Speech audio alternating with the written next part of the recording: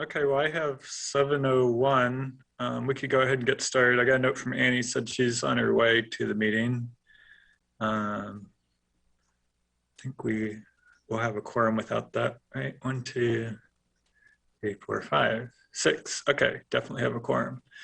All right, so I'll call the meeting of the Urbana Bicycle and Pedestrian Advisory Commission to order. Can we have a roll call?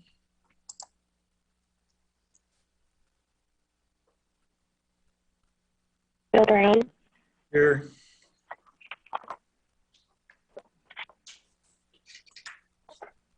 Jenny Adams.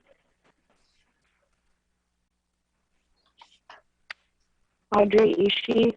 Here. Shannon Baranek. Here.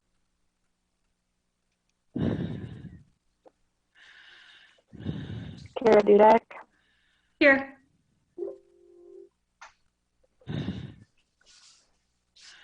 Cynthia Hoyle. Here.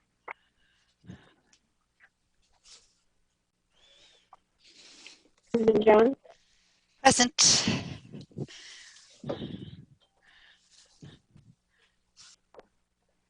Nancy Westcott.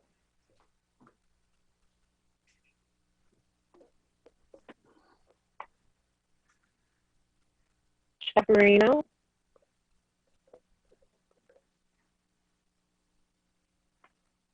Sartak Prasad.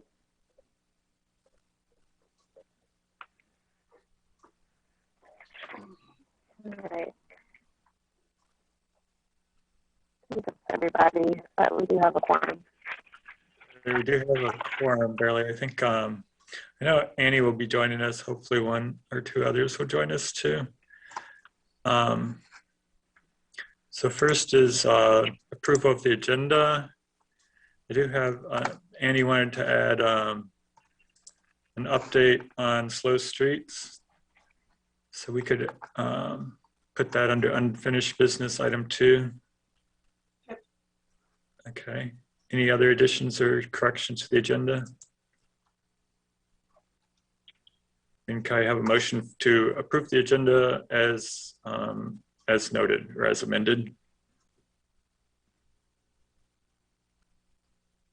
I move to approve the amended agenda.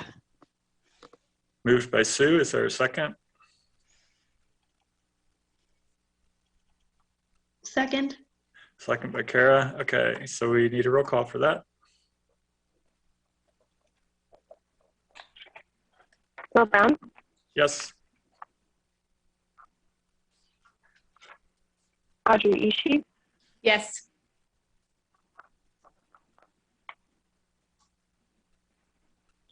Shannon Baranek. Yes. Kara Dudek. Yes. Cynthia Hoyle. Yes. Susan Jones. Yes.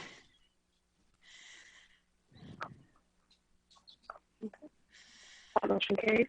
Okay, and let it be noted that Annie Adams joined the meeting. Next is approval of minutes from the previous meeting. Are there any additions or corrections to the minutes? I just have one tiny grammatical thing on Bike Month and Bike School Day. Cynthia Hoyle shared that although things will look different this year rather than differently. It's a very tiny change. Okay. Going to look differently. Anything else?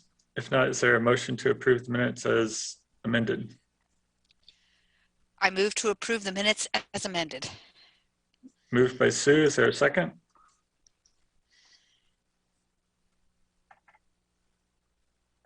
Second.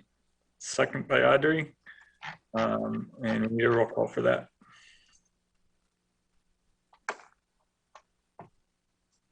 Bill Brown. Yes. Jenny Adams. Yes. Audrey Ishii. Yes. Shannon Brannock, Yes. Kara Dubak, Yes.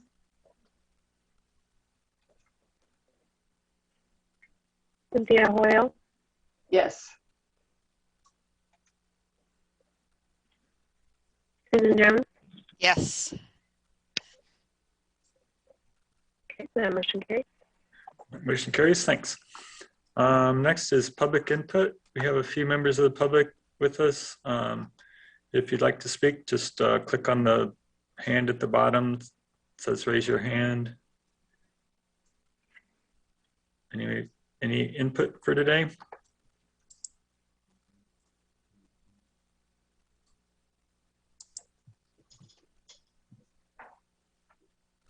Doesn't look like it. Okay, we'll keep going then. First is new business is did a little presentation, a little bit of research on what it takes to change speed limits on the streets and how they're set. Won't get too much detail into it, but just kind of overview of the different methods and which one that Illinois uses and which one we're currently using. So let me start that. I need to share my screen.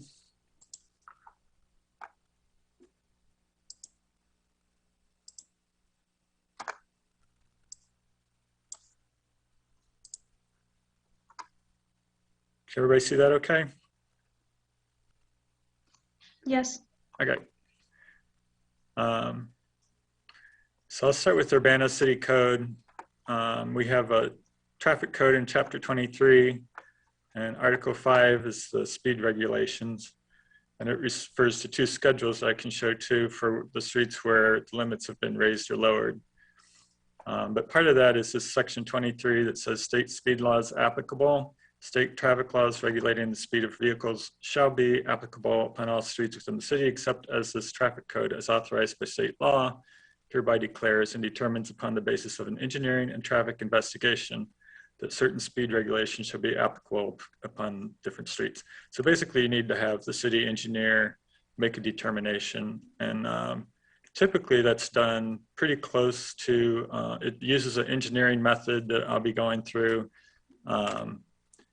pretty close to what IDOT uses to set their speed limits on their streets, although we aren't required to. So let me just switch quickly to what those schedules currently look like. I think I have those here. So this is Schedule A, and I don't think there's any guarantee that these ordinance numbers are exactly right, but I looked at some of them and they seem to be right. And this was updated in 2019. Looks like Craig probably added a couple things, but these are areas. Schedule A is the ones where speed limits were increased, and then this other one, Schedule Q, is the ones where speed limits were decreased. Schedule Q is almost all campus streets. There's, I think, also in the Crystal View area where Division and Stebbins and Kerr Street, the speed limit there is 25. I think everything else listed there is 25. So by default, the speed limit is 30. So we can come back to that. Let me just move on for a couple of slides here. So these are the different methods. This is from the National Highway Transportation Safety Administration. It talks about the four different methods: engineering approach, which is probably the most common in the US, uses well, okay, this is just an overview of the engineering approach. Illinois has a specific engineering approach that I'll go through a little bit, but that's looking at a lot of different aspects of the road and how people are currently using it. And then the expert systems is more of a computer-driven, modeling-driven system that simulates judgment. Then there's the optimization approach, which is more of a cost-factored approach where you basically assign costs to everything, societal costs to crashes and costs to slow speeds and stuff like that. And then that's another computer program that that does the optimization. That's pretty rare too.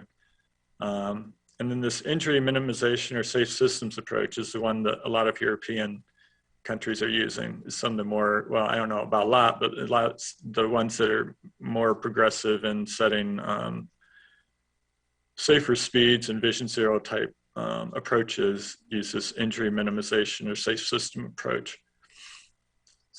So I have a couple pages on that, but we'll see how far along we get. But there's also a link here, and I'll share this presentation with you guys so you can follow the link. And there's a lot of information there about how that would work.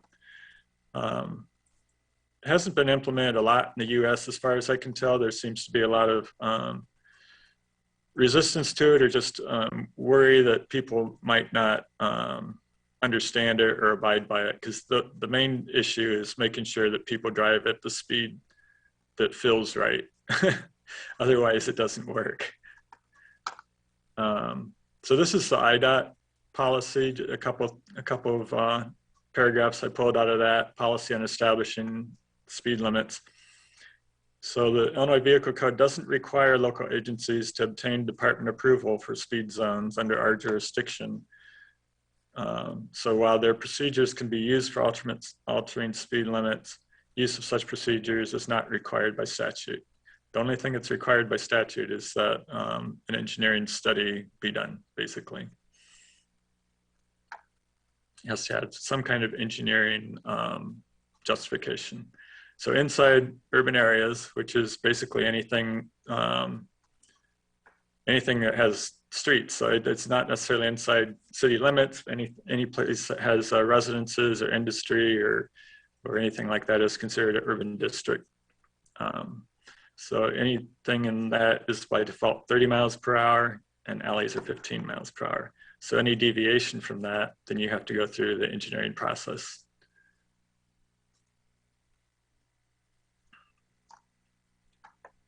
So again, it says, while it's not mandatory that local agencies use this format and criteria, it is recommended. This is in the IDOT policy, it's not in the statute. So there's a little bit of, in the statute it says you don't have to use it, and in the policy it says it's recommended, but I think this is pretty close to what we're using. So, and you know, Shannon, speak up if it's not, but so basically the main thing is the determination of prevailing speed. Free-flowing traffic is a basic step in establishing an altered speed limit, either lower or higher than statutory limit. And that's because that's the one, the prevailing speed is the one that people are going to feel more comfortable with doing. And if you deviate too far from that, then you're going to get a lot of different speeds, or people ignoring speed limits, or just too high of a violation rate to really enforce. So IDOT considers this approach an average of 3 different things.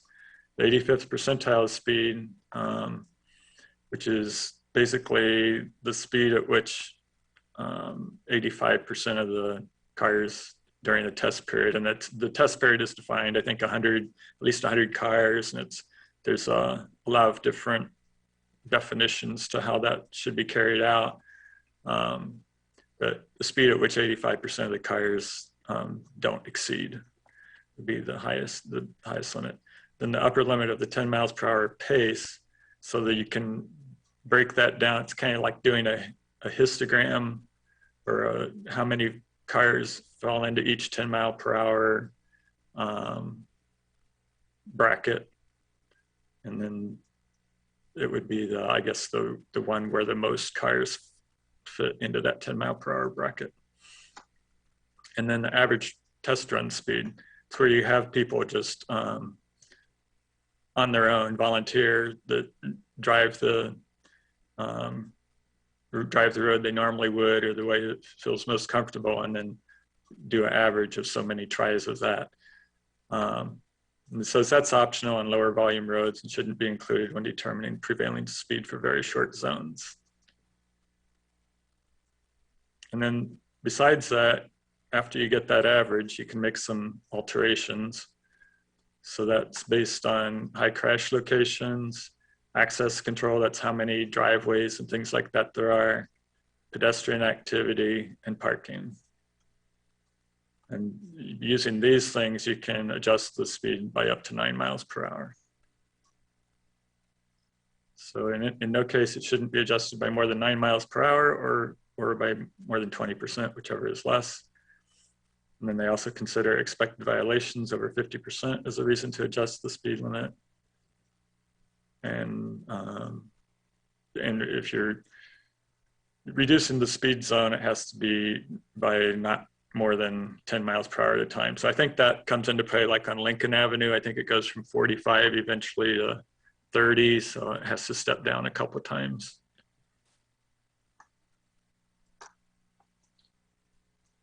So that's the main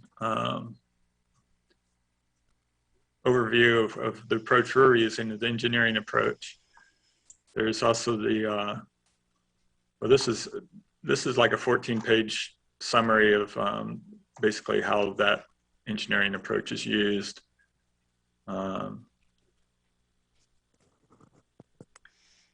Yeah, so there it goes into more detail about the 85th percentile, things like that. This is what our code looks like, the Article 5 speed regulations. So let's go back to these places where the speed limits were increased over the 30 miles per hour. So these, I think maybe we should take another look at some of these because some of them go back to the 70s, 70s and 90s. So these are ordinance numbers. So this is from the 90s. These are from the 70s.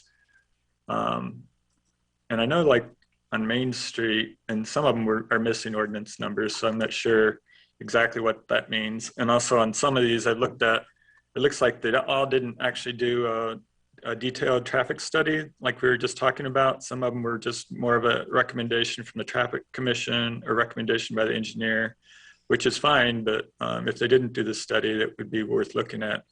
But especially like on Main Street, Florida, where we've added bike lanes or other infrastructure, it'd be interesting to do the speed studies again to see if that infrastructure has had an impact on reducing speeds. And if so, request another speed study. So any discussion on that or questions? Oh, Cynthia has her hand up already. Sorry, didn't see it. Go ahead. Yes, so the main issue with the system that we use for setting speed limits is using the 85th percentile speed. And that typically, the speed at which people go is based on the design speed of the roadway. And some of these roads were designed with a very high design speed.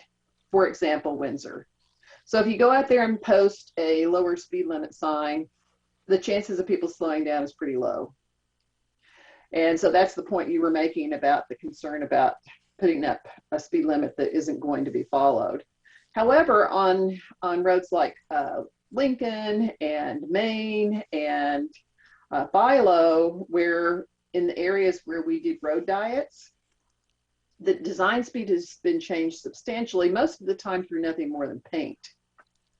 So we don't have to spend piles of money to change the design speed, but those roads we have definitely had an impact on. And some roads I don't think ever really justified having a higher speed limit. Like you said, that the studies weren't done. Vine, where it's 2 lanes each direction, 30 is certainly a maximum speed that you would want there.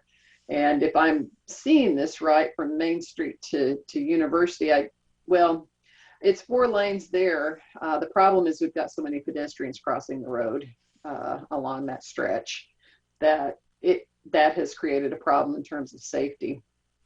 So I think when we look at this, it's not just an issue for us of saying we want people to go slower there. We really have to look at the design speeds. And I don't like using the 85th percentile to establish speeds, but in cases where the design speed was 45 or 50 miles an hour, going out and changing the speed limit is not going to work. And so we really have to take a look at the design of the roadway. Okay, thanks, Audrey. You're muted.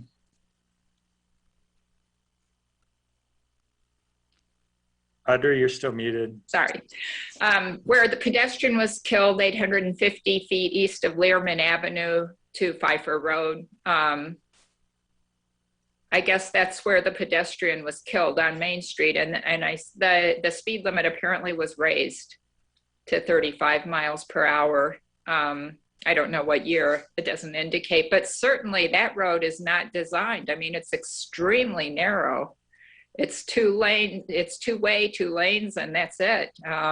There was a stop sign added there too, I'm sure, since, well, that was just recently, last couple of years.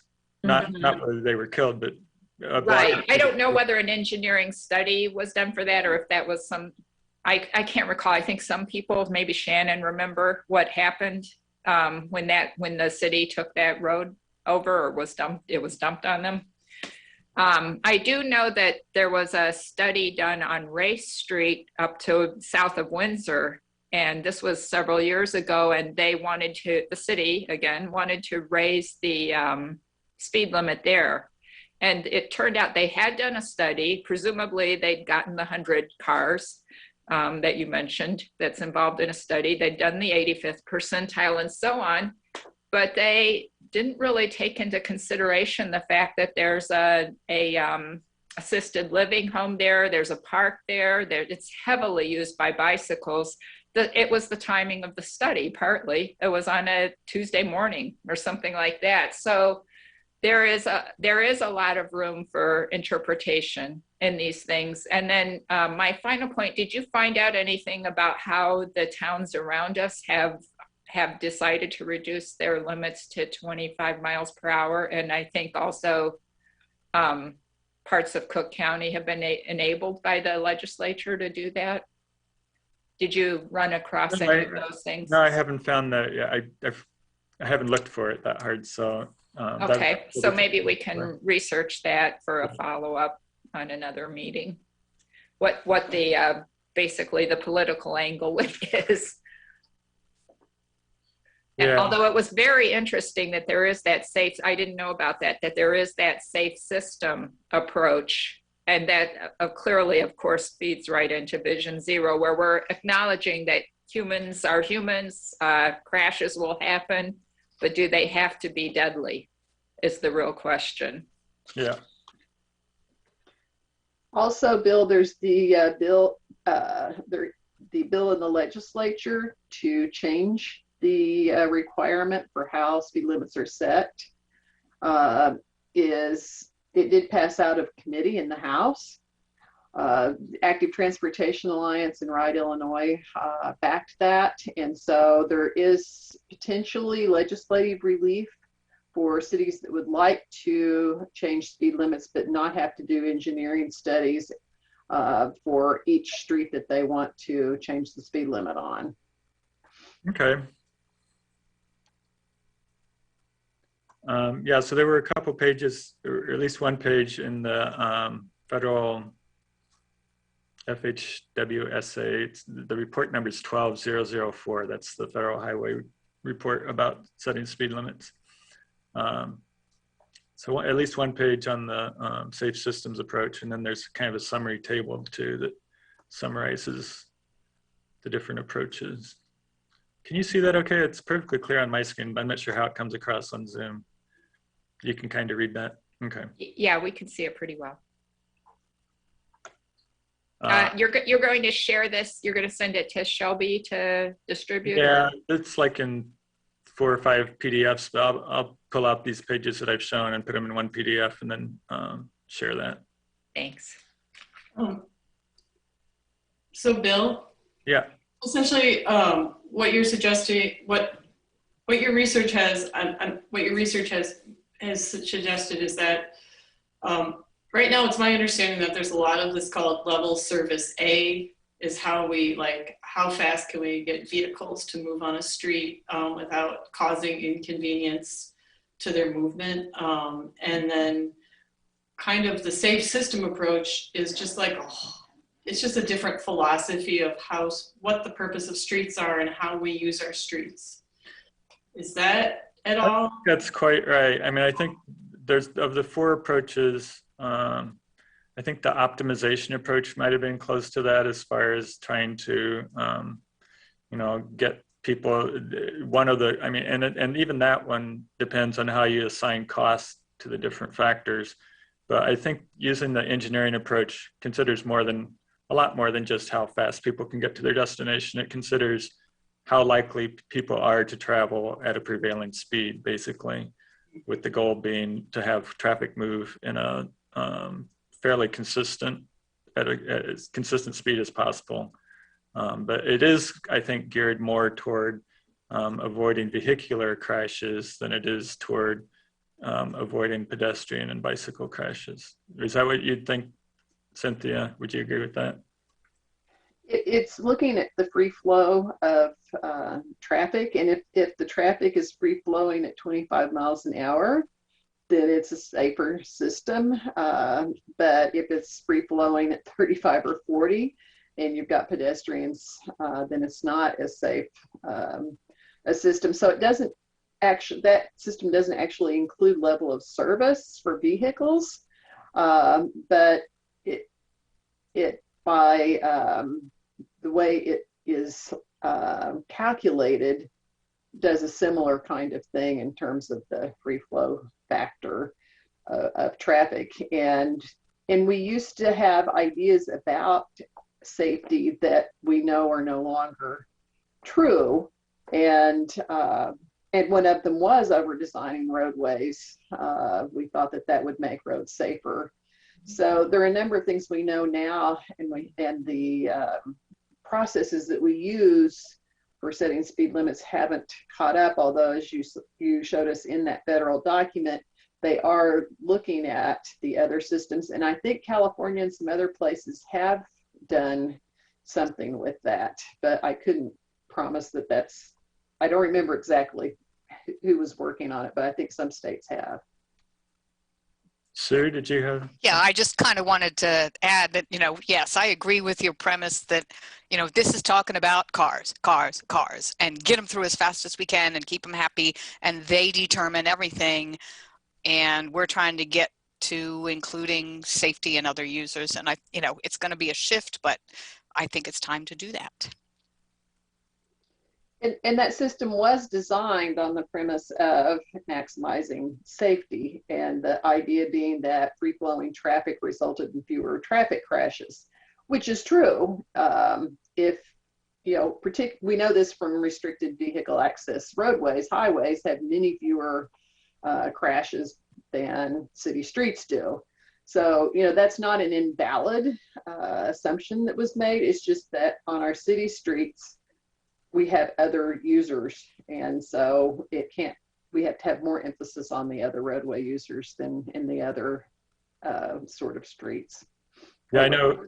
I work at Vet Med on South Lincoln, and if I cross to go to the Arboretum at lunchtime or something, having vehicles move at a predictable speed makes a big difference about whether I feel comfortable going across. And it's better there. It's getting better there, I think, but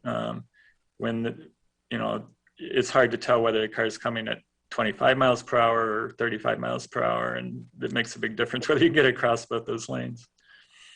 And your ability to estimate speed is not there until you're about 12 or 13, and then as you get older people can't estimate speed and distance well either. And so that's one of the reasons why those two groups are overrepresented in crashes.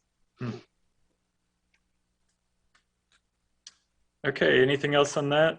No. Oh, and Annie, we did add you to the agenda as a second item under old business or whatever that was, to do the slow street update. Anything else on the speeds before we move on? I was just going to say one thing about the speeds is, something when all this discussion happens about slowing cars on residential streets, the reality of the situation is when you're in a car, once you average out your entire trip, you've actually traveled at 12 miles per hour.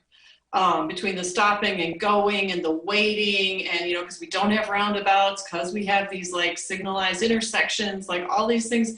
So I think, that's like a huge shift. an understanding. Like when I drive my car now, I just kind of have to relax and say, you know, I'm actually, you know, I might think I'm going 45, 50 right now, but in reality, it's actually just going to average out. That's why cyclists can move just as fast through a city as cars. And it's not that cyclists aren't stopping at intersections, and you know, that's not why. So that's just something I always try to keep in mind when we talk about, when we're saying like we're slowing cars down, they're actually already traveling. They're actually pretty inefficient already, and they're actually traveling pretty slow already. Yeah, that's a great point. And it's the reason why, it's another argument for why it's so easy to get around on your bike, because it doesn't really take that much longer. But it's counterintuitive. Like drivers don't really believe that. Yeah. And that's you know, if we can educate them, that would be good. It depends on distance, and it depends on a lot of other factors too, and congestion. Shannon, did you have any corrections on my representation of the engineering approach or anything? No, but I just want to add I don't have it with me. The Highway Capacity Manual has come out with a new version in the past year, which actually does have different level of services for either it's a highway, rural road, an urban road, signalized road, stop control, bike paths. They have much expanded upon various level of service for various situations. Okay. Audrey. Yeah, and I was just going to mention that it isn't just the small towns around us that are electing to be golf cart communities, so to speak. It's also Boston, Seattle, San Francisco, at least parts of San Diego. They've also decided 25 miles per hour is a much more humane speed for everyone. So it's not just the small villages around about here. Okay, thanks. Okay, so we'll move on to the next agenda item is update on Vision Zero. Cynthia and Audrey, I think.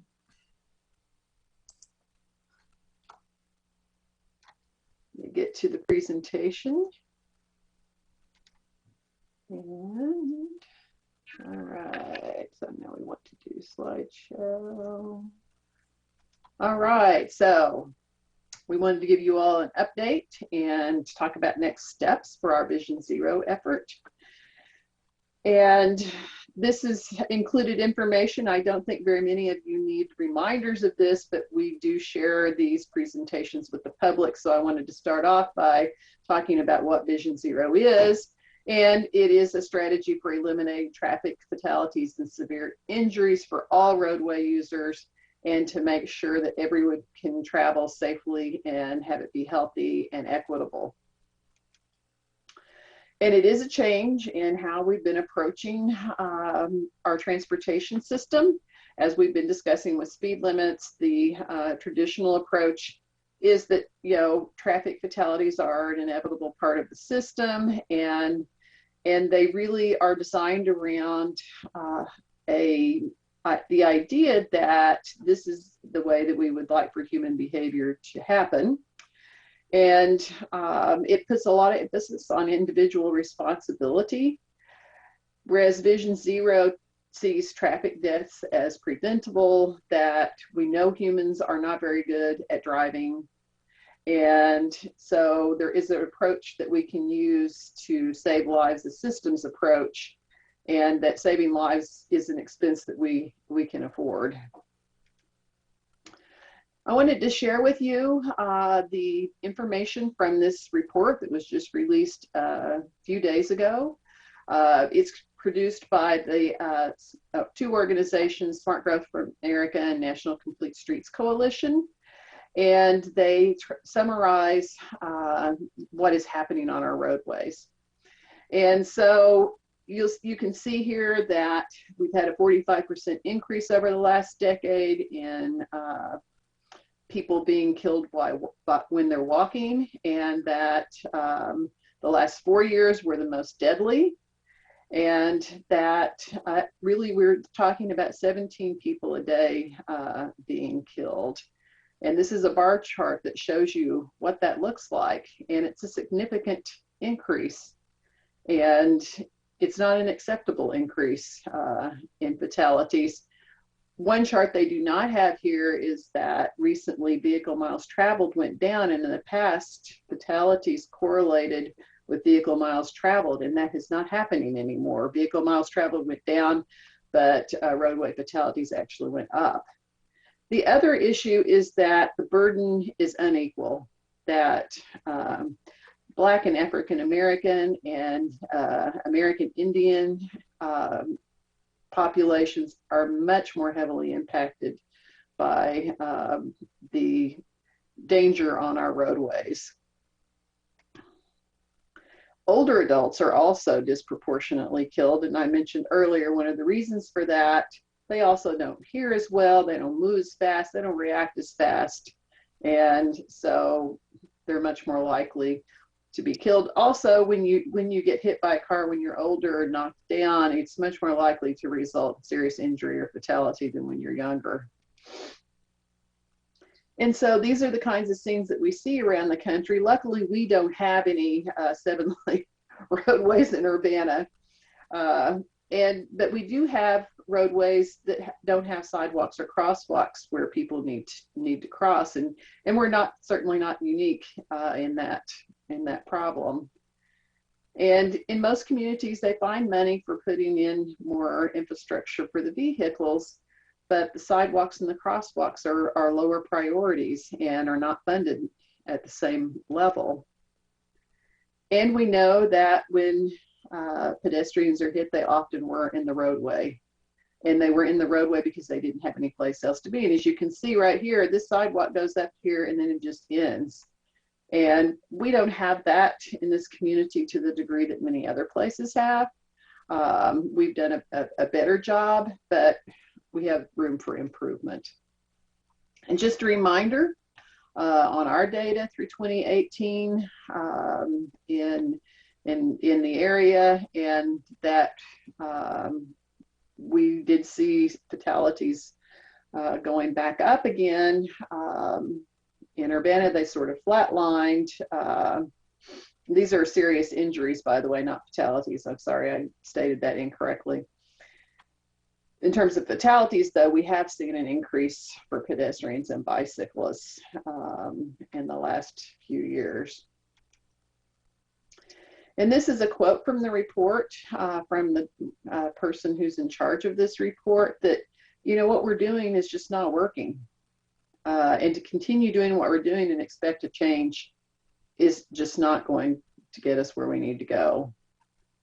And we have failed to protect people who are walking in this country. But good news for us is that our city council approved Vision Zero in January.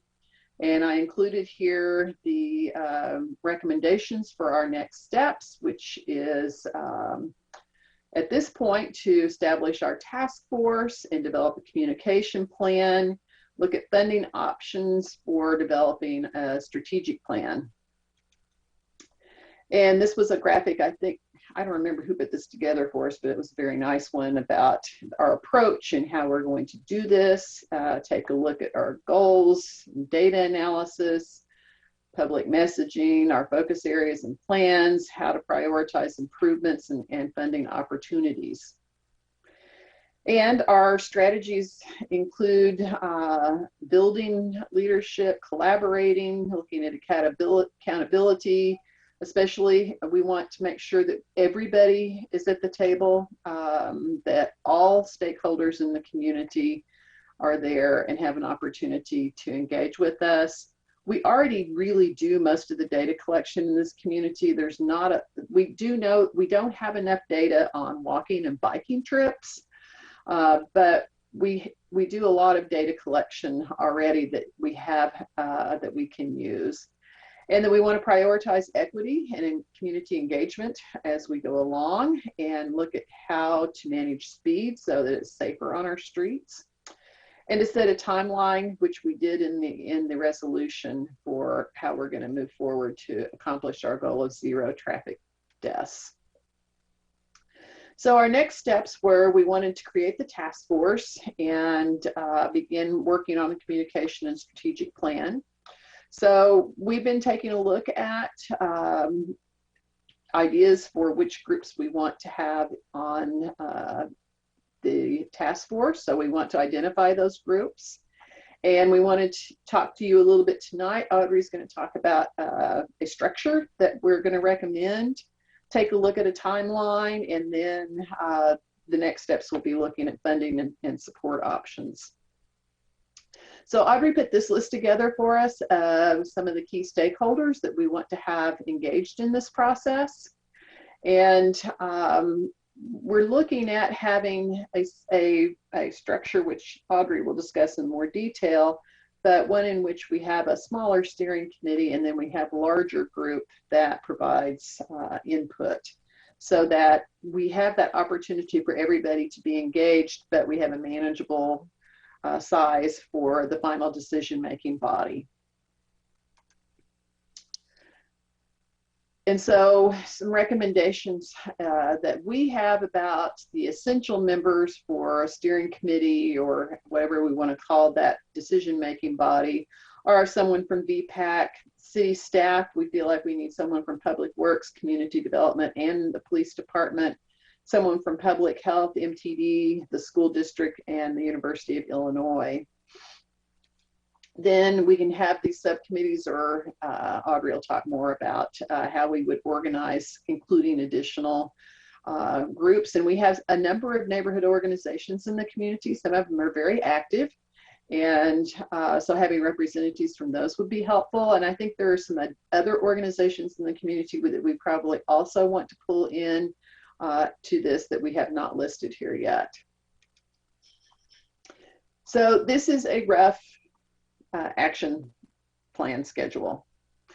And so what we're initially proposing is that we start working on forming the task force this next month.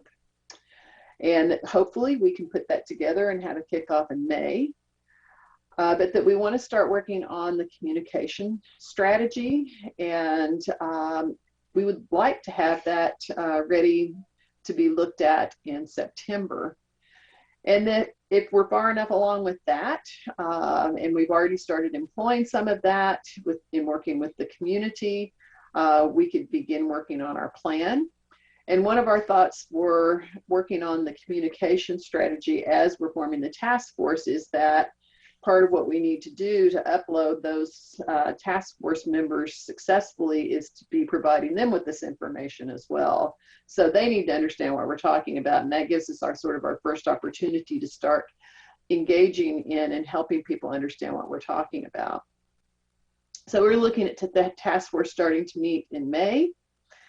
We would like to have a draft action plan completed in January, and you see we have the community engagement going all through this period, and that we might be able to finalize that plan in February of next year and get it approved and move forward after May of next year. All right, I will now turn this over to Audrey, and I will be forwarding the slides for her, so she will be letting me know when I need to click on next slide. Okay, I just put up a picture when I realized this presentation had no pictures, but it's to give us an idea. You know, we're going to be needing to have, when we say communication strategy, we're going to have both the communication of Vision Zero, which you guys have, all of us have been acquiring over several years now in BPAC. But the people who are coming to this task force may have a lot less awareness of what Vision Zero is, why we need it, and so on. So we have that part of the communication. And then we have the public campaign too, getting out to the people on the street themselves, the children and the adults. And this is just something that one of the annual events that we've had where a lot of bike information goes out, but also information for any road user. And it's reaching all of them that's critical in our thinking. Okay, next slide. So we've got the Vision Zero communication plan. One of the first steps that you think of when you're rolling out a Vision Zero is we're going to have the mayoral proclamation event. And at that time, in order to get maximum coverage, we need to have a press kit, which would be the press release, the fact sheets, the logo, slogan, either have a contest that we're going to get one or have one chosen. I think that, oops, it looks like I messed up that slide there. Or maybe Cynthia put it in and they're all going to look like that. Oh, I did. I had it as a footer on all of my slides. Yeah, okay, that's okay. So I had them in the middle. Cynthia had it to the side. We'll have to decide on what's the standard. I think to the side is fine. But anyway, we'll have to have the, this is one that I think Bill put together. And I don't know if it fits the city specs or not. But we would need to have a consistent messaging at that time, and then the Vision Task Force announcement. Next slide. So working backwards, what's the goal of our communication? We need both agency and broad public support to take the actions, which are not easy actions. We're just getting a little taste of what kind of battles might be ahead. You know, when you think about balancing, well, is one life worth everyone having to slow down by 5 miles per hour on Main Street? It's not as open and shut as it can sound. So we need to get that broad public support to take the action that can be difficult. We're not going to end crashes. We accept that. But to end crashes that cause death and serious injury, we have to in order to get that, we have to have everyone understanding what is the true cost of the apparent convenience of streets and culture that are all designed around cars. I mean, you get in your car and whoo-hoo, everything's made for me. And it's rethinking that and to realize that there are huge, huge benefits that we haven't really experienced here to having a real Vision Zero people-centered street network. Okay, next slide. So specifically, we need, and this is how I see it. You guys might have more ideas. We need to communicate what the traffic casualties and trends are. We need to understand that just a public campaign about, you know, don't drink and drive, don't speed, don't talk on the cell phone is not enough. That will not solve it by itself. We need to understand the interesting point that Bill just brought up about safe systems approach to traffic safety and whether we can go that way. We need to describe both the costs and benefits of adopting Vision Zero. Next slide. Cynthia showed the very startling increase in pedestrian and bicycle fatalities in Champaign County. And it looked like it was more than doubled. It looked like it was about 2.5 times their pedestrian and bicycle fatalities countywide. Since we're doing Vision Zero on the city basis first, this is looking at the cities and comparing the first 10 years in blue with the most recent 10 years. Actually, I think now we have 2018, but the most recent as of 2017. Looking at those black numbers are the absolute number of deaths, whereas what's graphed is the relative deaths per population. So you see Champaign initially in blue had a higher rate of death than Urbana for the earlier 10-year period. And this is pedestrian deaths, which in Urbana represent half of our deaths, traffic fatalities. In Champaign, they're about 20%. The second most recent time period in red, Champaign actually improved to fewer fatalities, whereas Urbana did more than tripled. I mean, it's just unthinkable. We more than tripled in absolute numbers, and you can see that reflected also in the per capita rate. So something happened. I mean, I'm inclined to say that the something is somehow deaths were shifted to Urbana. Urbana became a pass-through or something. We also know that in the recent 10 years, and I think Cynthia can talk a little bit about this, but we also know that university pedestrian deaths dropped to 0, I think, in the last 10 years. And yet at the same time, Urbana's increased. So what has happened? You know, and this is something that really hasn't been looked at. Despite having a wonderful statistical data collection agency in CUATS and RPC, and even citywide, we've got a statistician on staff now. looking at the broader trends sometimes just isn't happening. And sometimes you have to look at those larger periods to become startled and say, oh my gosh, what have we gotten used to? Okay, next slide. So on the Vision Zero task force, Cynthia presented the idea of having a steering committee and also the leadership advisory board, which would be the larger influencers, the people holding the power. In the case of the YMCA New American Welcome Center, called NAWC, their advisory board includes elected officials, and they probably meet, you know, the heads of agencies basically, and they meet maybe once or twice a year, but they are the advisory board that's going to ultimately buy in and approve and own the plan. In their case, they're calling it a strategic plan, but along the way of the development of the plan, they're being interviewed by their steering committee, which in most cases are people on their staffs that they have. The steering committee is much smaller, 15, and then they further divide it into different chapters. But in the course of getting their plan together, they interviewed those leaders, talked about, you know, what do you see you can do to help new immigrants to the community feel at home, integrate into the community, and so on.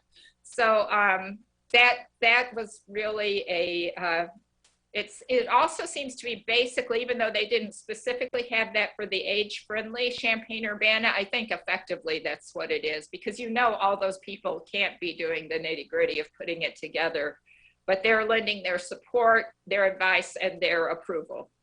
And then the steering committee would produce the plan as Cynthia suggested. Go ahead. So in order to do this, we need to make an inventory of what our current assets are. Right now, we have a number of presentations that include statistics and videos. Bill gave a really excellent presentation I think it was last January 2020, not this one.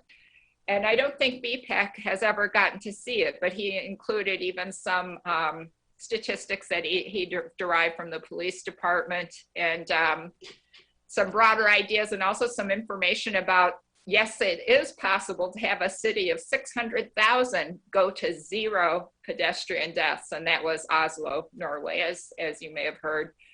So we have a set of presentations presently that we could show. We have the resources and data came out of these all these organizations that are listed there. We also have the action plans from many communities to use as a template. And we talked about this in January, that Charlotte's had 4 pillars that seemed a very simple and efficient way to go, and something that we could easily adopt as a template for us. Go ahead. And then as far as we have also told the city council and others that already Urbana is doing a lot towards Vision Zero. One of the most exciting things is the police traffic stop pilot program just began. They just made a presentation in November. They provided a memo. I don't know if they presented it to council, where they are in the effort to improve equity in traffic stops. They're moving the enforcement efforts to where the crashes are occurring, rather than where the service calls are occurring. In the past, they were picking up a lot more underrepresented groups because they were, oh, we're here for a service call, and by the way, I see somebody going through that stop right there. And so there was some disparity in the stop records. So they have started this now in 2021, and that is definitely a Vision Zero strategy. And Vision Zero can take credit, that can be credited to our activities, and it will definitely be part of the action plan. We already have got a well-established bike to work day, which isn't happening until fall this year, but there is a bike to school day that Safe Routes to School is doing. And I guess the bike month is also in the fall, if there is a month. We've got the master plans. And then the fact that Urbana has a traffic commission and a bicycle and pedestrian advisory commission is in fact unique. They don't have that in Champaign. They're taking public input, they're studying questions. So that in itself is why we're at Vision Zero, and Champaign isn't thinking about that yet. We also participate in the Champaign-Urbana Urban Area Transportation Study, which is headed up by RPC and includes the U of I, Champaign, and now I think Muhammad is also included, and Savoy. And then lots and lots of statistical data. Urbana's even doing, as I mentioned, more than just CUATs, more than just the state requirement. They have a statistician on staff who can be who can look at trends and concerns. Next slide. And then, of course, as Cynthia mentioned, we have the Vision Zero resolution. We have a Vision Zero fact sheet that could be tweaked, updated a little bit, but passed out. Next slide. But what are we missing? Right now, we're certainly missing our public campaign for broad awareness and broad acceptance that the goal of zero is actually achievable. That framework, we haven't got it together yet. We're working on that. The accountability for the metrics, again, that hasn't always been clear. Those metrics are not easy to find in RPC reports. Very few people read those reports. I think I might be one of the few who do. And we need to put those out in a format that everyone can understand, if it's a one-page fact sheet or whatever. And that would increase the awareness of those trends and fatality statistics, which I find just totally shocking. And I read those reports, but still, when you look at it over 10 years, you're like, what? This doesn't seem possible. And then, and of course, the campaign to counter cultural acceptance that this is just the way it is. And we just don't realize to what extent that this has been foisted on us by car and insurance industry advertising, until it's become a norm that we just completely accept. I mean, this has been decades and decades, but not really that long. I mean, I think it's still possible to turn this around. Next slide. And then the action items then. So there's the invitations to that strategic task force. And then in order to do that, though, I think we need to be prepared. We agreed to do Vision Zero without a commitment of staff resources and funding.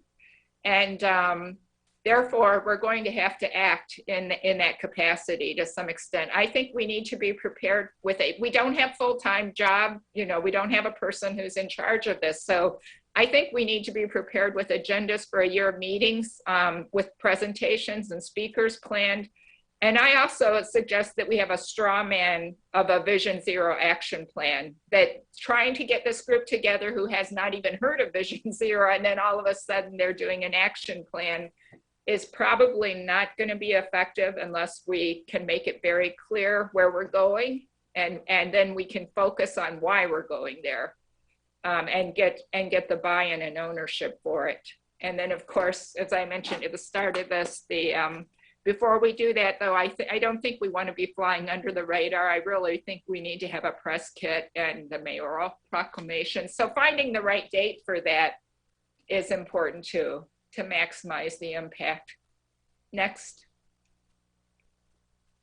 And then, so that some of the things to consider for that, finding that date, our production values for fact sheets and presentations aren't necessarily the slickest, but on the other hand, they really aren't the worst either. I mean, I think they're pretty good compared to, say, RPC, which we can assume is a totally professional organization.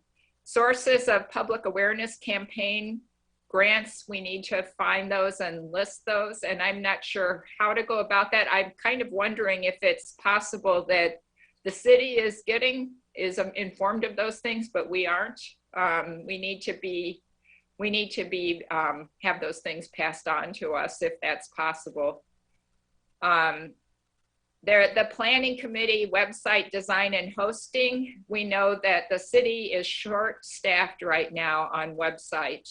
I mean, it's enough to barely keep it functioning, I think, with all the required announcements they have to make, let alone come up with new pages or improve the pages as was already suggested about a year ago. And then the OMA rules and Zoom restrictions, if more than 3 are meeting, of course, we have to have an official meeting on Zoom, which there's a limited time, I think, for that. So that we're left with basically these meetings, I would say, in order to confer and provide input on this. Next page, next slide. And that's it. I just have a picture of the various logos. As you can see, Vision Zero does not have to be a single unified image. We can come up with something. Although I like what Bill came up with a lot, maybe without the extra Visio. Now you can tell that I borrowed some of it from New York City. Well, is that not the official? Maybe it is. I think I've seen that in more than one place. Like maybe that came from the network.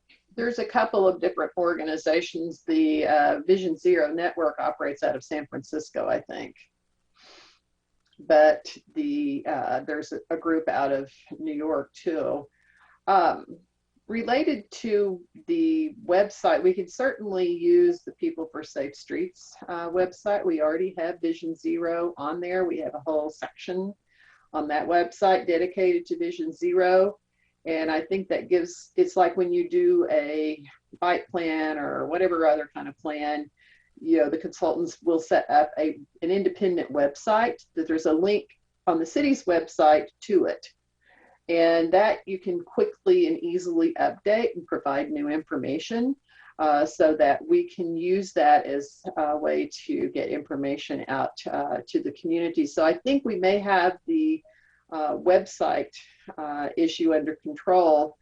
The other thing I was going to mention is that we had applied for a communications class to help us this spring with developing our communications plan, and I have not heard back. I am going to follow up on that and ask if the class doesn't choose our project, can we at least get some students who will work with us? Because I really think it would be helpful for us to have some fresh eyes and someone who can focus on it and help us, like Audrey said, develop a structure, identify our best pieces, put it together in a coherent package so that we have that ready without it taking us months to do it, because I think if we try and do that ourselves, we're going to struggle to get it together the way that we would like.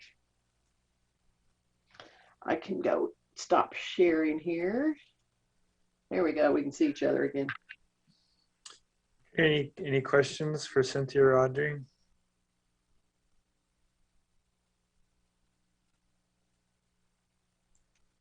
Well, we do want to hear from you about it. Please send us any other organizations. For example, I don't think we put the Park District in as one of the groups for our bigger leadership group. There have got to be some other groups that you all think we should have in there. Send those to us. And if you have a name of a person, that helps us also know who to contact in those organizations. And also we need to know whether or not you think the structure that we're suggesting will work. Because it's a task force, the open meeting laws don't apply to the task force. It's like when you have a steering committee working on a plan, the steering committee doesn't have to have a public hearing to meet and do the work. Like CUATS is a public meeting, but they don't have to broadcast the same way that steering committees do. Yeah, somehow the community coalition that meets once a month on Wednesdays, Right. They don't have to Right. do the same procedures. They don't have to have the public input and all that. Right. Yeah. And so I think that the task force will fall into that category, but only 3 of us could be involved in those meetings. And then when we want to bring it back to you, we'll have to do it at these meetings in order to present to everyone. Our regular BPAC meetings, yeah. So does anyone have any thoughts about the structure that we're recommending, the timeline? we did it perfectly, or you're just so overwhelmed that you don't know what to say. It seems reasonable, I thought. I don't know. Anybody else?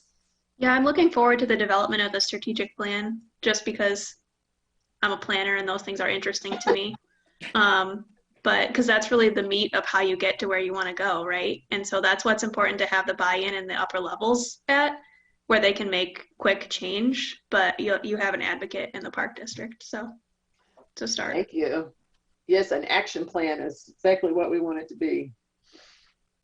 And Cynthia, if you start running into trouble, you don't have interns, maybe reach out to me and let me do some thinking on that, because between like an FAA student and a designer or a planner, I mean, a planner would love to have this in their portfolio, someone who's getting their degree. This is, I mean, every city across the country is doing this right now. So they would love to be able to.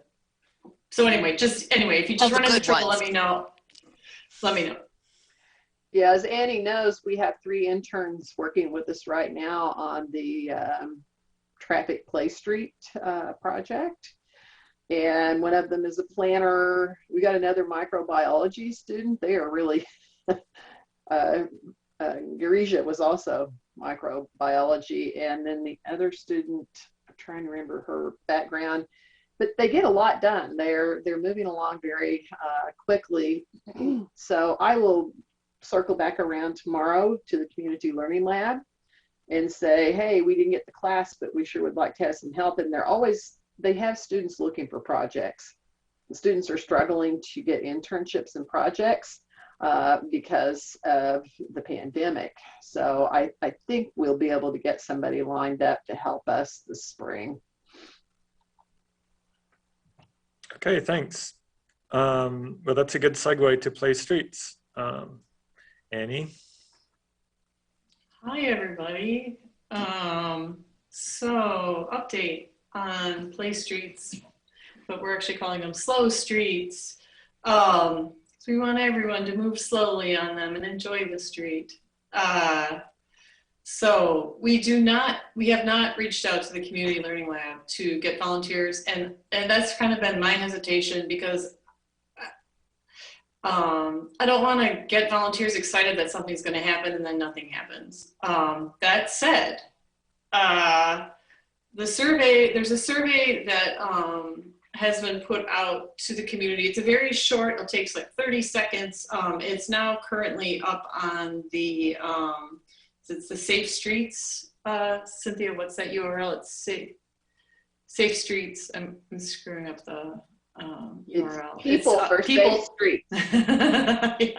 peopleforsafestreets.weebly.com.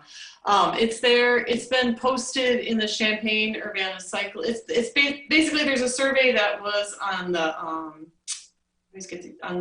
West Urbana Neighborhood Association. It had been on that listserv. A lot of positive responses from it. Really interesting feedback. People have a space to kind of enter in just a little bit of information. It's a very short survey. It takes between 30 seconds, maybe a minute if you're like me, and you just kind of got to think a little. But that was there, and so we wanted to see how well that did there, and that seems to have very successful feedback. So we have now kind of released it a little bit into the wild. We've put it on the Champaign Urbana Cyclists Facebook page. That today about 20 people responded to it. During this meeting, I just posted it on the Historic East Urbana Neighborhood Association Facebook page. And then right before this meeting, WCIA stopped by and talked to me and did some video about the survey. So we'll see how that came out. I would have loved to have had actually some of our committee members talk, but I seriously got home from my eye doctor appointment at 6 o'clock, looked at my email, and they were out in front of my house at 6:30. So there wasn't really no room. So that might be on TV tonight, the survey. that said, the person who's collecting all the feedback said that we are just getting overwhelmingly positive responses. We will be putting that together. We're also creating we're creating kits. We're going to be creating like kits for council, not kits, council packets, sorry.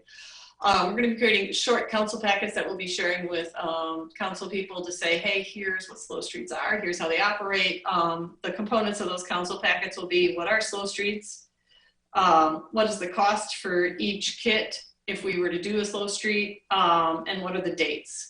And then we're also going to include in there some of the survey results from what the community members are putting together. And so we'll start sharing those with council members. Currently, there's about 3 streets that people seem to be responding pretty positively to. Doesn't mean it's happening on these streets, doesn't mean any of this is even happening. But that said, it seems pretty good, these 3 streets. And people are very interested in a network. They're interested in more than just one little street. They really would like a set of streets all kind of connecting to a park. Seems to be getting a lot of positive feedback, which is, you know, as a person who's worked in this field, in community stuff with streets, I've never seen a response like this. That's kind of all I got for it. I've never seen anything like this.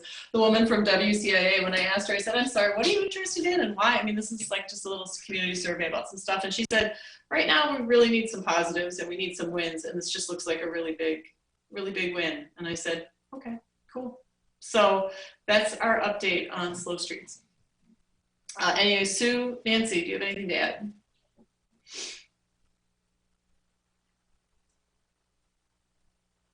Yeah, I'm gonna be getting some of that stuff out to some of my Facebook groups, but I wanted like the information, and so it'll probably be tomorrow, and you'll get more surveys. Yeah, I put it up on HUNA today also. So, and we had gotten 4 responses so far before the meeting. Send it out in Nextdoor. There are groups for each of the neighborhood associations in Urbana on the app Nextdoor. You have to be careful, don't send it to the whole community unless you want to hear from people all over the place. If you want to hear from people in Urbana, you'd be like the South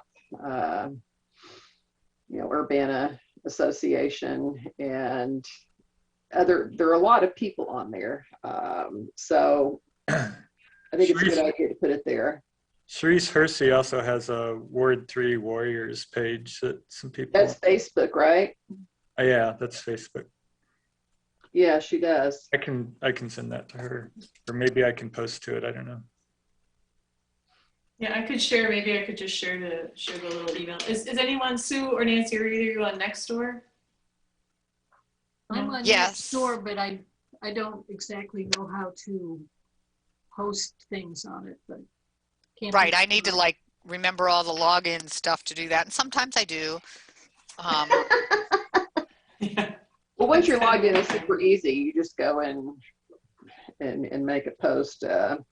It's pretty straightforward. But I have to remember my password. Yes, I know. I have to have a sheet with all of my passwords to get through life these days. So I'll share after this meeting. I'll share with BPAC just the survey. I'll BCC so no one can talk to each other. But I'll share with everyone. Just basically, there's a little. I made an image that you can post with it because people like photos, and then a little bit of text that just goes with it. It's very simple, straightforward. So yeah, it's great. Just the more feedback. I mean, even it's just good to get feedback on this and to hear what people have to say. I mean, it's going to sound off topic, but what's interesting is I always get these 2 neighborhood groups confused. And I know I won't after a while. But the West Urbana Neighborhood Association, a lot of folks there are just like shut down downtown, shut down the streets, open up the streets to eating, just cut wire cars and down. I mean, it's like easy. You see what I'm saying? Like, it's really interesting. It's like this, we're getting sort of some really interesting feedback that's highly unexpected. So just to let you know, that's kind of happening. And so the responses are actually private. And when we share out the responses, we're not going to name names. We're not going to let people know who send us that information because that's not frankly important. We're just trying to get a feel for what the community is looking for and what they want and what they're interested in. So. Sounds good. Did you have an update on something else you wanted to share too? I forgot. I do, yeah. Is it possible, can I just hit the share screen thing here? All right, share screen. So as I just said, I was actually at my eye doctor in downtown Champaign. I wanted to share this with, this is for Shannon. This picture's just, there's two pictures I want to show you, but this one's for Shannon. So this is downtown across the street from my eye doctor. Looks like Champaign, not only do they have tents, not only have they cordoned off areas, not only do they have little parklet seating areas, now they also have these giant concrete barriers set up. So I don't know, maybe they've always been here and I just never saw them. But I just wanted to take that picture and share with everyone that, and you know, Shannon, what's interesting is I don't see, that is not wide enough for a wheelchair to get in there. I just wanted to let you know. So even if someone unloaded, you know, was in a wheelchair on the street, they would not be able to get into this space. So. Well, I think, Annie, if they're providing tables on the sidewalk that people who are in wheelchairs can get to, you do not have to you're not required to have every table accessible to a wheelchair. So this works fine because they have given people the ability to use a table, and they've got a wide sidewalk. Our sidewalks are not as wide in downtown Urbana, so it's a slightly different situation. Yeah, and this is not a bike lane, this is actually parking. They just took out the parking. Yeah, so I just thought it was interesting. Okay, so Fish Alley. So this is Tres Nopales is a new restaurant in downtown Urbana. There was an Indian restaurant that had the space before. I don't know the owners. I've never met them. I would just really like to have a margarita outside. And really, honestly, that's what it's about. I ordered food from them. Actually, my husband did this week, and it's really delicious. I highly recommend. So that all said, I had some discussions with some business folks in downtown, and I was just like, so what's the story here? So just to let you know, you see where that red dashed dotted line is back there, and then that dotted line goes up, up, up the wall there. I don't know if you guys can see my little, I don't know if you can see that. See it. Okay.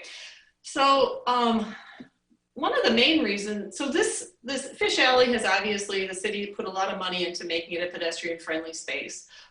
There's that pretty light there. It says Fish Alley. It's not, it's paved with little squares like the sidewalk. It's a very pleasant experience, frankly, until you get further down the alley. It's not so pleasant.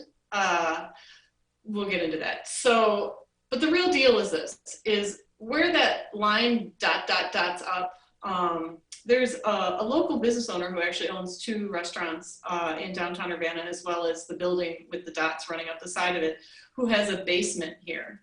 And this person has a truck, and they really need to be able to get their truck in and load up stuff from that basement and put it into their truck. So I just would like to say that's a thing that's happening. Further down the alley, there actually are no industrial, I was curious if there were, you know, because someone said that dump trucks needed to come through here. There are no industrial dumpsters actually through here. The dumpsters, there's a ton of them if you take a right around the corner. And as far as I know, because the dump truck that picks up my trash actually drives backwards down my street, it's my understanding trucks can go forward and backwards. And when I was growing up, I drove a huge Suburban, and the person that has the truck here also owns a ton of cars, and so really knows how to drive cars really well. So I suspect if a truck needed to get down this alley, they could go forward and backwards. That said, one idea to get seating outside of this space, Tres Nopales. That is a very thin sidewalk. That image does not show where I put a little bench here right in front. There's a possibility for a tiny little bench where people could sit and wait. because it's a hard space, because it always looks closed, because there's not a lot of windows. It, you know, unless all these windows were knocked out, it just doesn't look like a welcoming space. I mean, they've done a great job painting it, but so technically a tiny little bench could be put there. It would have to be super thin. Possibly there could be one table right outside the door here.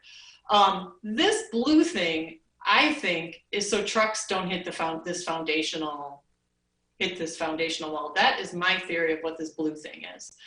If it was possible to, and I know it's probably not possible, but if it's possible to just block off the alley right here, give 5 feet to, like, this is the door, and then there's 5 more feet to where this little line is. A few little tables could be put in here.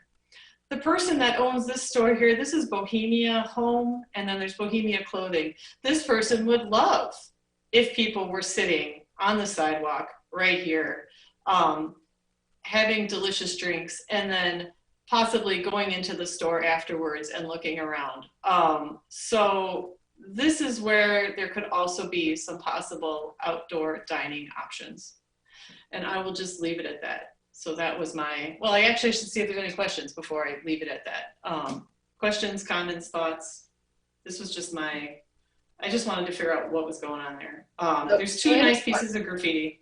Are you saying that there's another way trucks can drive in and out of this space? Because I thought this was the main access point. No, it's around the corner. Around the corner are where the big where the huge, that's where Crane Alley. So you see those yellow poles at the, oh, here, I can zoom in. Hold on. You see those yellow poles? Yes. Okay. So around the corner here, there's a ton of huge dumpsters, just a bunch of dumpsters. It's nasty as heck. And that's where the giant, that's actually where the garbage trucks have to be.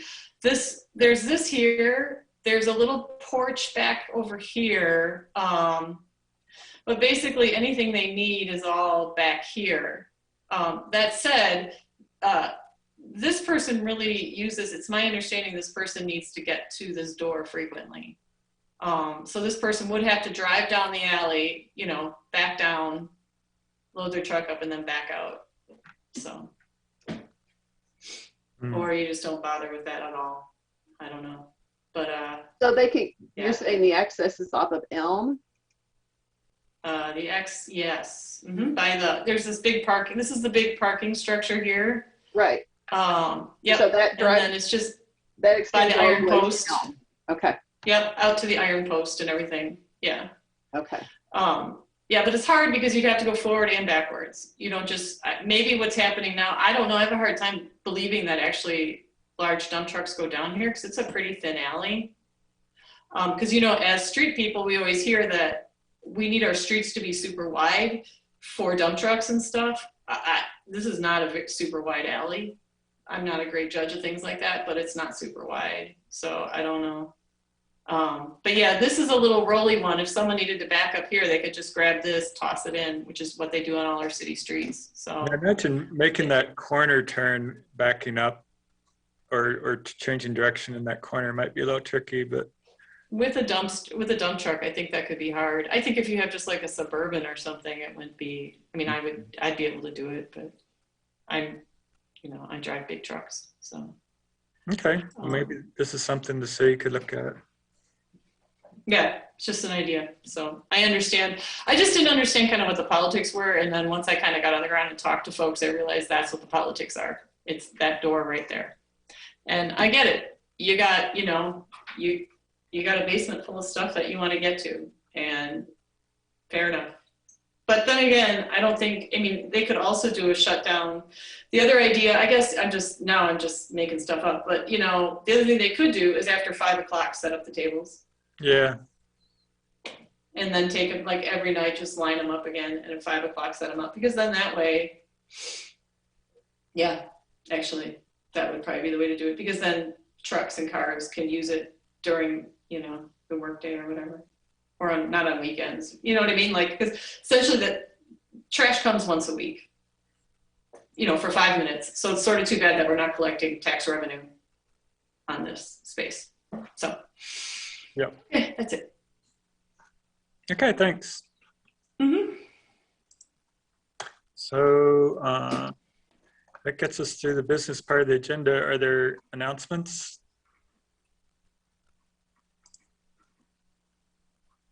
Anything coming up? Yes, and I'll announce it again next month. We have 4 activities planned for Bike Month. Bike to School Day is May 5th. Then we have a beginning bicycling 1, 2, 3 class. It's free on Saturday the 8th.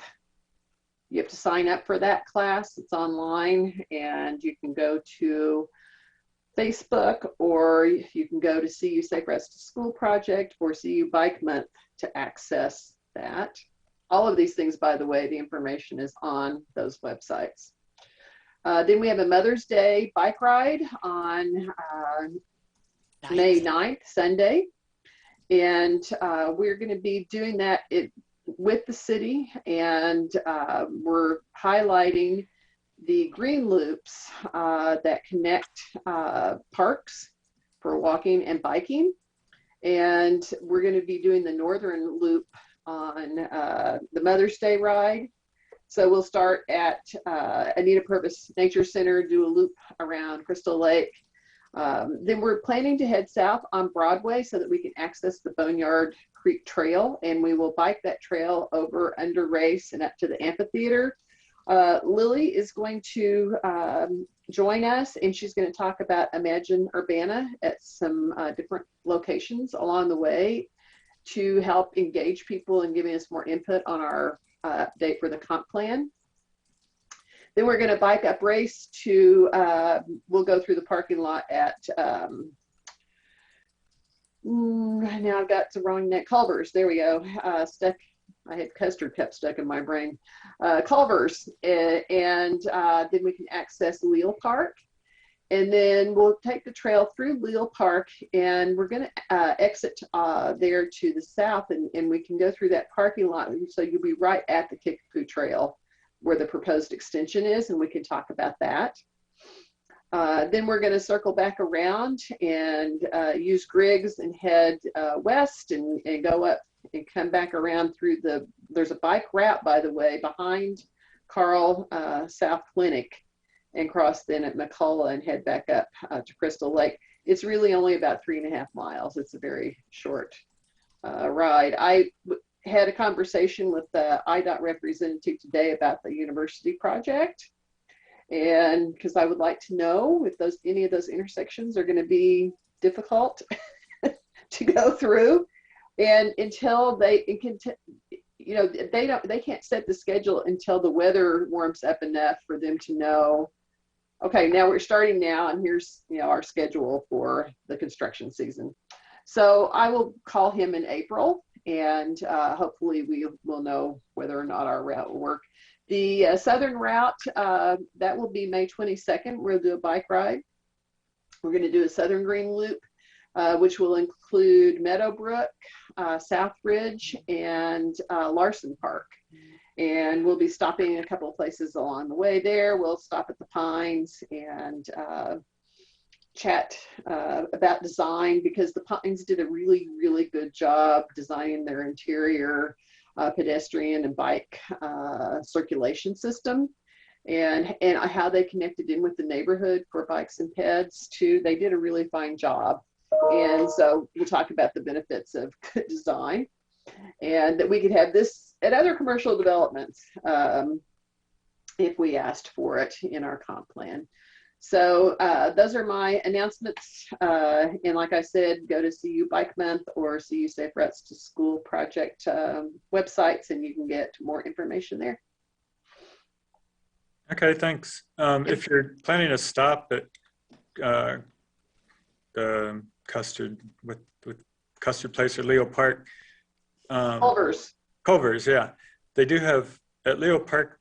The pavilion has the gates on it now, but I think if you request, you can get those open for the day, can't you, Kara?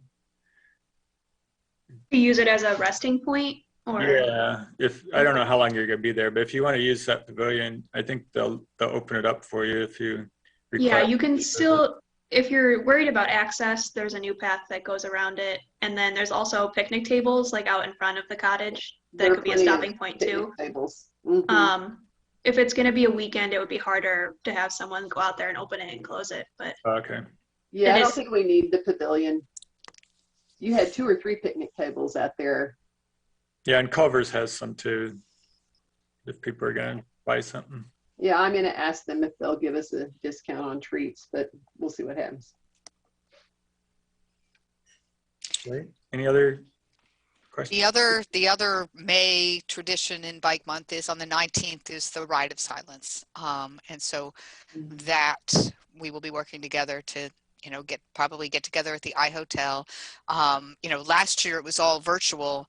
And so people did individual things. And this year I think we can do it, especially like the more spread out we are and the more effective it'll be. So that's the 19th is the Ride of Silence. Very good. I have an announcement. Okay. I rode MCOR. I rode on the new painted two-way MCOR project through University Avenue towards Champaign. Does that make sense to you? It's on Wright Street. It wasn't University Avenue. No, through, I'm sorry, yeah, to the universe, sorry. I'm confusing cities in my world. I'm not going to tell you where that is because then I'll confuse it even further. But yeah, it's Wright Street has a two-way street through the university. And so I took that as far as it would go, and it was delightful. Then on my way home, I took Wright Street all the way. Wright Street's now open all the way up on the other side. So if you're coming up, is it White Street? Yes. Or First Avenue? White? Okay. Yeah, Morgan White. I always call it Morgan White Street. So White Street, if you're coming up White Street and then you go to Wright Street, that is now open all the way to, that's open all the way through now. You don't have to, bike backwards or go through construction, or it's open, and it's really enjoyable, and it just feels great, and it's crazy fast. It's just so nice. And then just a little one thing. I was driving down Lincoln Avenue, and there was a car that was stopped, and there was a car driving around the car, and there were two cyclists trying to cross the street. So we really need to get Lincoln Avenue fixed. It's exactly what that guy showed on his 25-mile-per-hour when he showed that video. I was like, I saw the car stopped because there's no stop bars. There should just be stop bars there so people know why the car is stopped. But there was a car getting into the turn lane to go around that car because it was stopped, and it was just people, and the cyclists on either side of the street just like looked at each other and were like, So that's just, and I bet I could just sit there in 15 minutes and gather data like that. So it's just something for us to really think about. This was at one of the crosswalks. Yeah, is it Iowa? It's the main. I call it the main one. Oh, yeah. It's Iowa. I just There's a consider bike Iowa the main one. That crossing whole, marked. There is a bike Yeah. crossing. I don't know if that's been striped yet. There was a bike crossing. There's supposed to be a bike crossing stripe there. Yeah, but there's just no stop bar for cars. So the car just looks like the cars just stop, and no one knows why they're stopped. Versus like when I'm driving, because long story, but I drove to and from the university 4 times this weekend, and so on the same street, Lincoln Avenue, Green Street, but there's stop bars. So on when I'm going down Green Street, there's stop bars for me to stop, And I sign. stop, and the pedestrians. Yeah. Yeah, it's part of the design, and so it's just yeah. I mean, personally, as a person who uses that Iowa crossing frequently, I would love if that whole area was just completely crossed out. But I still think we need stop bars. So. And signs. Yeah, there's signs right now. There's the pedestrian crossing sign. I actually have pictures. No, You don't the need to signs see like these we have on pictures. green, where it says "Stop for pedestrians here," and that's what we have on green. Oh, And those are very effective. And yeah, because the car behind it would see that car was stopped for a pedestrian versus thinking, oh, you're just stopped here, maybe dropping somebody off, and I'm going to drive around you because there's this left-hand turn lane. Yeah, it alerts the Yeah. drivers that Yeah. this is where they're stopping for pedestrians, and the sign helps, because the stop bar is not going to be visible to a car behind the car that stopped, but the sign would be. Yeah. You need both to really alert people to what's happening at those locations. Yeah, I will also say I've used all of the MCOR infrastructure, And the contraflow lane on Armory is really a lot of fun. So if you haven't used that, it's all striped now and the signal's there. So just for grins, you ought to You go just out turn. and hike it. In fact, I've taken pictures of a lot of the infrastructure and I posted them on an international bike group on Facebook, and people were pretty impressed with what we have here. And Cynthia, does that change? Because I approached the intersection, there was a pedestrian crossing illegally, but there was a pedestrian crossing, but as I approached the intersection, the little bike light turned from red to green. And so is it a sensor thing in the ground? Is that how it knew I was coming, or what was that? How does that I would change? assume that there's a sensor for all the roadway users. I think the MCOR project, the signals that were put in all were designed, and I think they're infrared sensors. It may be video detection, infrared. Maybe video. I don't remember. I mean, And I was just slowing down because I was like, the pedestrian, obviously, pedestrian should go first. Yeah. And so I was just slowing down to let the pedestrian go. And then the pedestrian looks at me and I'm like, oh, I guess the light just turned to green. yeah, well, they It was probably like- they probably didn't have a light, but that, as we know, that doesn't No. always Yeah, just have an impact on campus. But I biked, Cynthia, I was biking, I've never done this before. I mean, there was a bus coming right down Wright Street at me and I was able to contraflow right next to it and I wasn't freaked out. Like, it was just like, nope, I'm supposed to be here. Boop-be-doop-be-doop. That was really nice. Everybody go out and check these out. Yeah, it's fun. We did, the city council did approve the allocation of motor fuel funds for the Lincoln Avenue resurfacing from University South. I forget, to connect to where, well, I forget exactly which blocks it is, but the part that goes by Main Street there, that Craig presented that quite a while ago. So that's finally going to go forward, it looks like. So the crosswalk's going to go in? The way he presented it, yeah. Yay. What's the timeline? Shannon, is that going to happen this summer? We are working on the final, well, not final, but pre-final. In a year documents. What was that? We are working on the final and pre-final documents to send to IDOT for their review, since it deals with state and motor fuel tax, or state and local fuel tax. So they have to actually give it blessing and put it on their letting. So Okay. So, yep. That's wonderful news. Thank you for sharing that. We would love to hear updates from you, Shannon, on those projects. We would really be thrilled to hear things are progressing. that is going to be very time permissive, because right now I'm pretty much going to be project manager of every project we have. So Okay, any other announcements?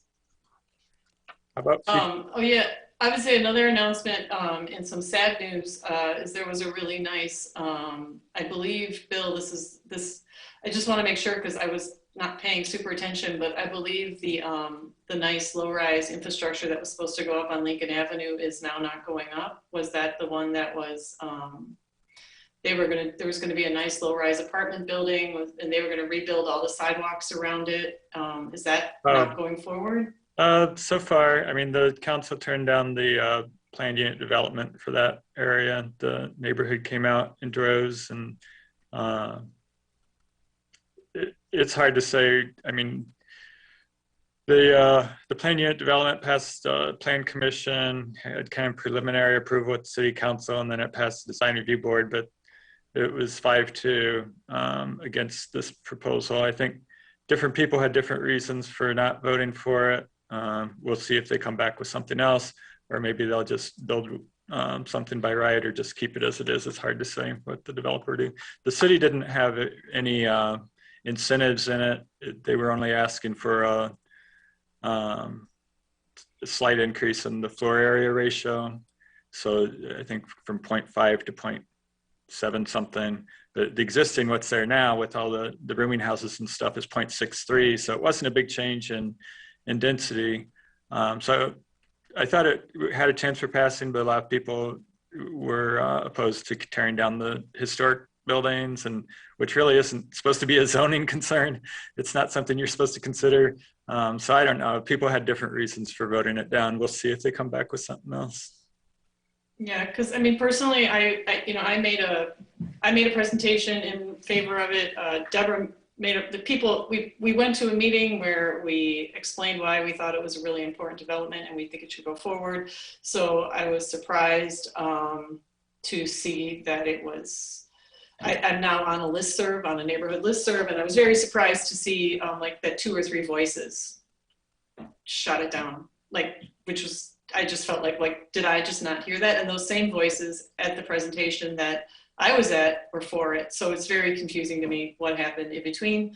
But I just want to say, like, if we want to, you know, like Shannon is in a situation where we need more assistance for Shannon. We need more assistance for our city arborist.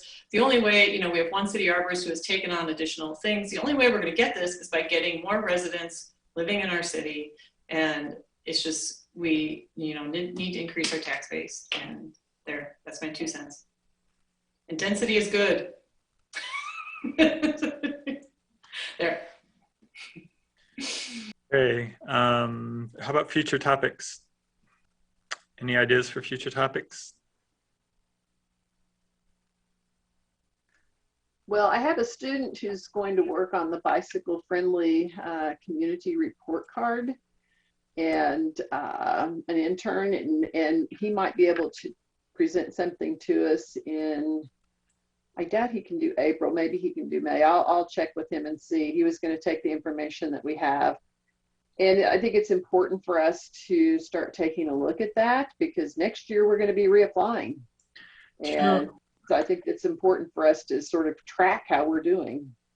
Do you know how much they've changed the criteria based on the new, looking at things with the equity and diversity and inclusion lens? And well, as you know, they dropped enforcement as an E and put in engagement. And I don't know whether they have at this point gone through, they were going to reshuffle, because the enforcement activities under enforcement will fit in a lot of the other categories. And so I know that they were going to be working on that. I don't know whether they've completed that yet or not. And I gave feedback on that myself. I told them I think one of the things that they should be asking cities should be getting points for, and it would be one of the criteria, is to be looking at their data on traffic stops. And in terms of equity, as we know, Urbana did this and found that, like, what, 80–90% of the jaywalking tickets were Black residents, and they're what? yeah, that was about 8 years ago, I think. Right, but that has not been done in other communities, and I think that is the kind of analysis that should be done as part of the equity lens and the enforcement lens, and look at, and like what we're doing now of changing our traffic enforcement to high crash locations. Those are all things that would fit into that I think they should be including in the criteria as factors for evaluating bicycle-friendly communities. But I don't think it's all done yet. Okay. Yeah, and when's the deadline for, when do we have to have the application in? Well, it's that year, it's next year, and they have 2 each year, one I think in the fall and one in the spring, but I don't remember the dates. I'd have to look them up. Okay. Yep, that's something we need to. Yeah, and Shannon obviously doesn't have time to do that. So last time they hired Kuat staff to help us with that. And that's likely what's going to happen again this year. I already talked to Gabe to give him a heads up. So. Oh, good. Yeah, he does a good job. He did Champaign, so that's good. You're already ahead of us. Any other future topics? I suppose we'll get an update on the survey results at some point, Annie. Okay. Yeah, absolutely. Next month we would give we'll just keep giving updates on this. But yeah, I just got an email where the survey is being shared much more widely, and we're getting much more wide responses that don't have a lot to do with streets. So. Well, that'll make it interesting. That's how it goes. Yeah, I think we'll probably. That's how it goes. An update on Vision Zero. I don't know long it will be, but I think we can probably give you an update. Okay. Any new topics on advocacy or anything like that? I feel pretty heads down on slow streets, so I'm not sure if there's anything, like if Yeah. I have the bandwidth to handle anything beyond that. Right. Yeah, I don't know if our Yeah. students will have anything ready to share with us in April. What we've asked them to do is to develop a proposal and some designs for the streets over at Orchard Downs that are shut off, that are not used, to use those streets to set up a traffic garden. And we're having them look at things, like what kind of designs and where some people would drive there, where would they park, a whole variety of issues, and bringing us examples of how they've done it other places. How did they maintain it? How long does the paint last? How much does it cost? All those sorts of things. We'll be putting that together, and then we'll look at approaching the people at the university who would make the decision about whether or not that space could be used. They're also looking at funding options, because we'll need funding to buy the paint and do the installation. So I think it'll be really a lot of fun and very exciting when they get it done. I don't know how fast they'll get that ready, but I would say we could ask them to show it to us in April or May. Okay. And I imagine we'll be hearing about ITEP grants in a month or so. So maybe there'll be some news to share from the Park District or our Baker's Lane path. That might be a little optimistic, but because didn't that just close in December, I think. Was it the end of December?